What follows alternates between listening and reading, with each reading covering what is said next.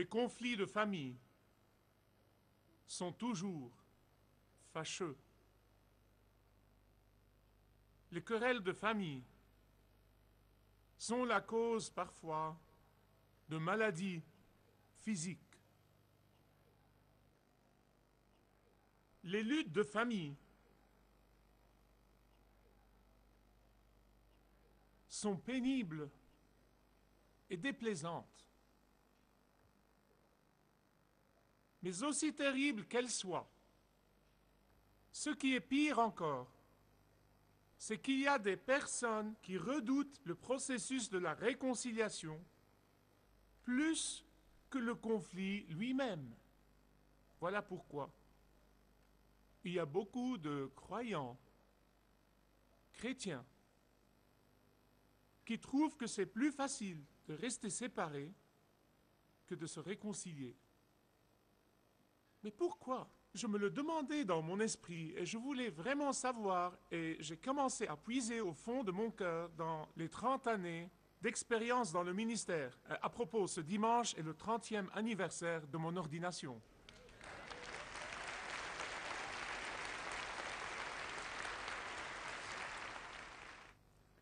Je me demandais, en puisant dans ces 30 années d'expérience dans le ministère, pourquoi je suis arrivé aux conclusions suivantes. Beaucoup de gens trouvent que c'est plus facile de continuer à garder le ressentiment. Beaucoup de gens trouvent que c'est plus facile de nourrir la colère. Beaucoup de gens trouvent que c'est plus facile de justifier la raison du conflit. Ils se rappellent eux-mêmes souvent leur présumée innocence dans le conflit. Mais pourquoi? Parce qu'il y a des personnes qui feraient n'importe quoi pour éviter le conflit et diraient que c'est plus facile comme ça que de se réconcilier.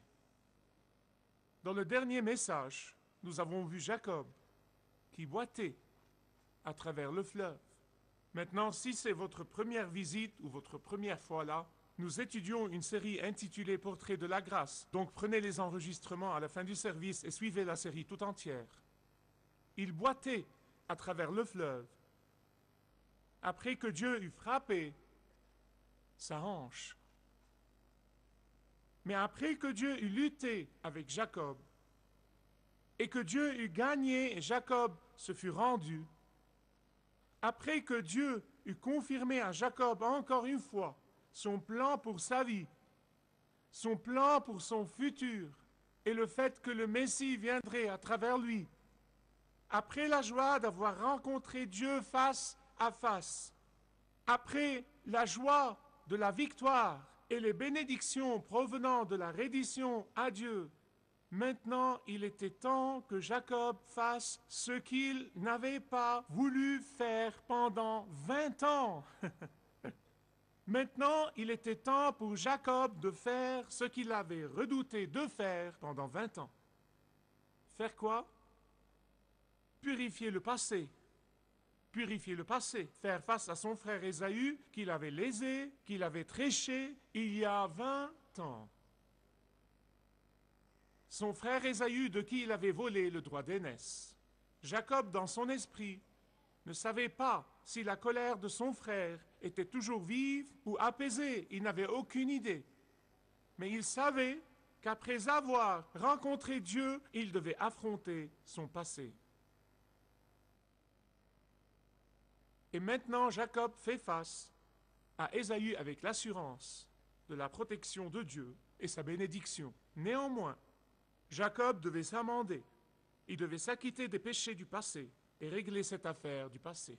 Bien-aimés, écoutez-moi attentivement. Si vous m'écoutez attentivement, dites Amen. Écoutez bien. Parce qu'il y a une chose que les croyants ne semblent pas comprendre, du moins les croyants des temps modernes, de nos jours. Les gens comprenaient très bien autrefois ce principe biblique, mais les croyants des temps modernes semblent ignorer complètement ce principe biblique, qui est le suivant. Notre salut intérieur, le pardon de Dieu de nos péchés à travers le sang répandu de Jésus-Christ doit trouver une expression extérieure dans notre confession aux autres. Le travail intérieur de Dieu dans notre vie par la grâce et le pardon de nos péchés et le salut que nous recevons de la main de notre Seigneur Jésus-Christ doit être exprimé dans notre empressement extérieur à faire la restitution. Le travail intérieur du Christ dans le salut et le pardon doit se manifester dans notre empressement à ne pas nous contenter de dire désolé, puis continuer comme si de rien n'était, mais à redresser le tort. Vous savez, la restitution est un mot qui manque vraiment dans notre vocabulaire. Les croyants ne parlent pas beaucoup de la restitution, alors qu'elle devrait diriger en réalité toute œuvre de réconciliation. Je veux votre attention sur ce point. Le manque d'empressement à faire restitution dévalorise le repentir. Le manque de restitution jette le doute sur l'authenticité du repentir. Même la restitution partielle n'est pas assez bonne. J'aime quand les gens qui essayent de restituer, vous savez, ont le sens de l'humour, ou du moins font des choses humoristiques. On raconte qu'il était une fois un fermier qui est devenu chrétien.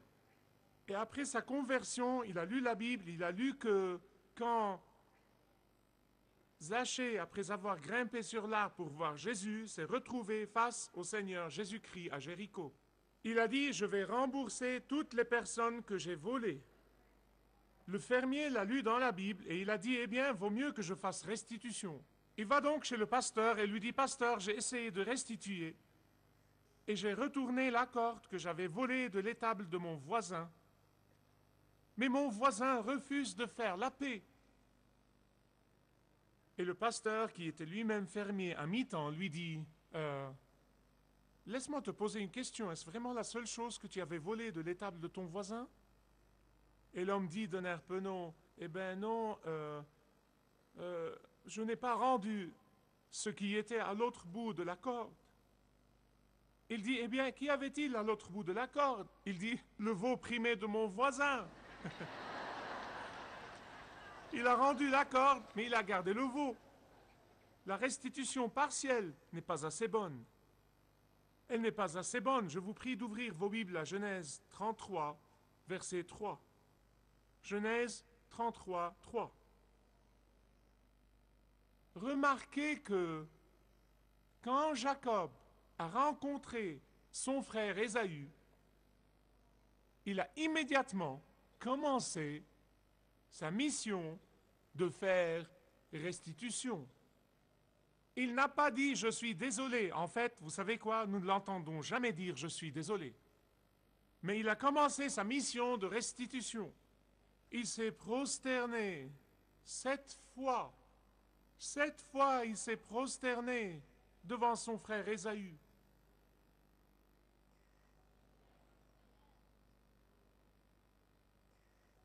Et il l'a appelé mon Seigneur Ésaü. Bien-aimés, je veux vous dire une chose. S'il y a un repentir, il doit y avoir un fruit du repentir. L'évangile facile, le repentir facile, ne font pas le poids.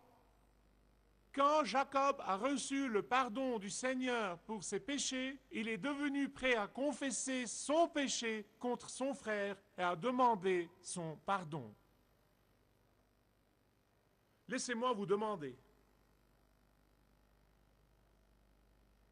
avez-vous dans le cœur une amertume qui date depuis longtemps? Gardez-vous un dépit, de la colère et une rancune envers quelqu'un? Avez-vous péché contre quelqu'un?